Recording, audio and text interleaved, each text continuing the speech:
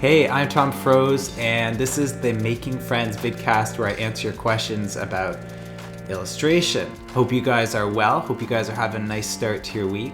Today I'm just going to get right into today's question, and this comes from Instagram. This guy came to me probably 2 or 3 months ago, and he asks, being an illustrator can often be a really lonely pursuit. What tactics do you use to collaborate or share with other artists? Are you a member of crit groups or illustrator meetups? So thank you, Sketchy Ted, for your question. I did talk a little bit about starting a creative community in episode 10. And actually I talked a lot about it. That was the theme of that episode. And so if you want to know how I went about starting a creative community way back in a way that really just helped seed my creative career, started out, I encourage you to go check that out. That's episode 10. So that's going back April 2018. And before I go too deep into this episode, you're gonna hear some hammering because my neighbor is getting a new roof and there's nothing I can do about the sound. So if you hear some hammers banging, that's what it is. It does rain a lot here, so having a proper roof is very important. So basically this person is asking how I stay connected to a creative community. So I'm gonna talk about 4 different things that I do toward this end.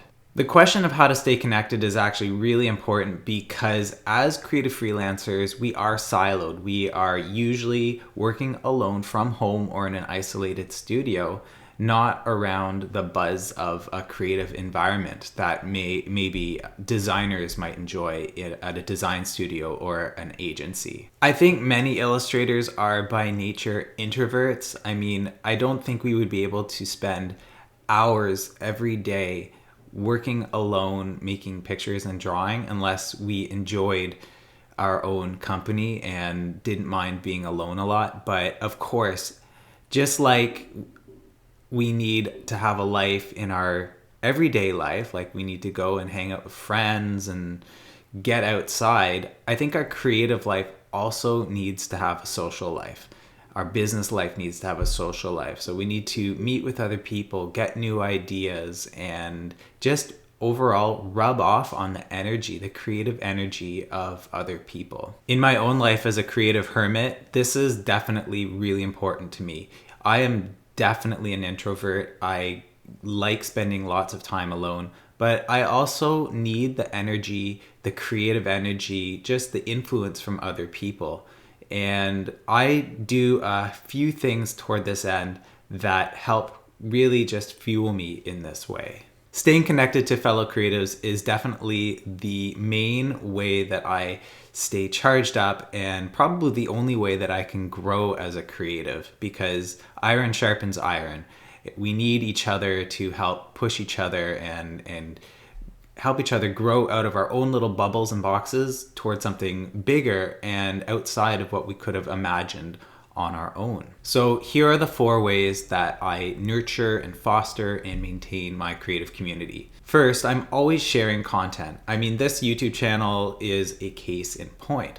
It's the thing I'm doing most actively right now in terms of sharing and creative content for other people. Now, of course, I want to do this to help my fellow illustrators, especially illustrators who are a little more earlier in their career, and I'm able to share my experiences and knowledge and tips that can help you move to the next step in the way that I wish that I could have when I was at that stage in my own career. That being said, of course, why do I want to help other illustrators? Like what is one of the motives under all that? Like why does it matter to me? Well, connecting by sharing my knowledge in creating helpful content, I'm connecting to people around the world. Just the act of answering questions and having discussions and hearing from other people is a way of actually feeling like I'm part of something bigger than my immediate surroundings. I think I also really believe in the power of sharing, not because I know what's going to happen if I share. Like, who knows? Like, I'm putting this video up and I don't know what's going to happen to this content, who's going to watch it. But I really believe in the power of seeds that you plant and they grow later in time. And this is kind of a long-term game for me. But even with this YouTube channel, when I started this in March of 2018, so less than a year ago from this recording, I had maybe 5 subscribers back then, and now I'm at 900. And you know, it's not bad for less than a year of posting these things. And then this summer at Icon in Detroit, you know, thousands of miles away, people who watched this YouTube channel recognized me and were able to connect with me in person. So this virtual sharing of content where it's a bit faceless and nameless. I don't know who I'm talking to really. Like, that's just the nature of it. You go somewhere else where creative communities actually are gathering in person, and there are people that will recognize you from what you shared. And this has been true of this channel. It's been true of just some of the things I've posted to my Instagram. Of course, in my Skillshare classes, I'm sharing content and creating communities around that content. And then when I go to places where real people gather in real places, people can find me and recognize me based on these things. And then it almost gives people permission to come up to me and talk to me because we have something to talk about. And that has been a wonderful payoff for me in terms of creating and sharing content. So as far back as 2003, I started blogging. And that blog started as more of a personal journal that I shared with my friends, and it became more public. And as blogs kind of got bigger and bigger, you know, I started blogging my own thoughts and opinions about design and illustration. And then Instagram came along, and I was, you know, just active on Instagram and Twitter, just sharing opinions, sharing photos, sharing creativity. So always creating content, and that creates community. And if you are creating things on Instagram, that is part of your creative community. If you're following fellow creatives and actively liking and commenting on their feeds and stuff like that, these are, I know that they're sort of distanced because they're virtual, but they are semblances of real creative community. And this is much more than I had starting out my career when things were not quite as geared around sharing visual images. So that is one way, and I guess it's just a matter of stepping them towards something more and more real and physical. And I can talk a little bit more about some other ways of fostering a creative community in the following points. Another thing I do, the second thing that I do, is go to conferences. So this is once a year, but every year I try to go to a major event somewhere else. And every other year, that's usually Icon, the illustration conference, and that will take me to some faraway city, probably in the US, where all the illustrators gather and meet for a few days. And whether it's watching keynote speakers on stage or meeting people that I know from the internet in person or meeting new people that I hadn't yet discovered, all those discussions and just being in the presence of illustrators, that creative energy is really important to feeling connected. Just by being in this physical location with real illustrators, you get this creative energy, but you also, you know, there's stuff that they're selling at the market. Like there's a market at Icon, for instance, and you can go and see what fellow illustrators are selling, and you can talk over it. And some people have their goods in the bookstore, and you're taking workshops together, and you're being vulnerable. I cry almost every Icon at some point because it's just so emotionally overwhelming. So going to conferences is really important, and you don't have to just go to these expensive long distance conferences. You can do more local things like creative mornings, you know, whatever's available in your city or locale. Go to these things, and this is how you'll meet other creatives and feel tapped in. Going to conferences can be very expensive and very nerve-wracking for introverts like me, but I think the payoff is huge. I can't even get into how many opportunities have come just from going to these conferences, but I'll say some of the best opportunities I've had in the last few years were because I went and participated in these real life events. So the third thing that I do to stay connected to a sense of community is I actually actively seek out creative community where I am in a local sense. So about 3 years ago, my family moved from the city of Vancouver out into the Fraser Valley. So it's more rural here. It's more the country here. And so we left this bustling metropolis with a vibrant creative scene. I was well connected. I knew a lot of people. It was really easy for me to, step out my door and go to a Creative Mornings event or meet with some nerdy type lovers on a Friday night for beer, things like that. It was all right there, and I was constantly able to meet with people. So when we moved to the country, one of my biggest fears was, what would I do when I lost that city connection, all those opportunities?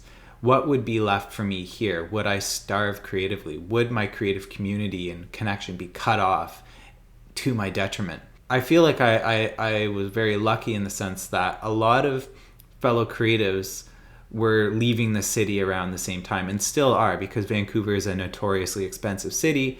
And so as a freelancer myself, I don't really have to be in the city because I don't usually meet people in their offices anyway. So I can work for anyone in the world, and I don't have to live in an expensive city to do that. We have more space, etc. Anyway, a lot of people have been doing that and moving to some of the neighboring cities out here. One of the cities here is Abbotsford, and a lot of the folks are kind of gravitating toward here. So there's a lot of people at my stage of life. They're creative, they're entrepreneurial, they're starting new companies, new businesses, and we all have this mindset that you don't have to live in the city to have good culture and nice things. A group of us have started meeting every month to just share our own experiences. So the long and short of it is that as a group of creatives, we meet together and intentionally share what we're doing, what we're excited about, even why we're here in this part of the world. And just that sense of sharing a common story and seeing where we overlap has been crucial for all of us. I've seen the community, the creative and business community in this area really blossom in the last 3 years, and we're getting amazing new restaurants and businesses and shops and creative companies, film companies, designers, illustrators. We're all kind of able to sponge off of each other's creativity or bounce off of each other's creativity, however you want to put it. And I really don't think any of us could have done this without feeling like we're part of this bigger thing that's happening here.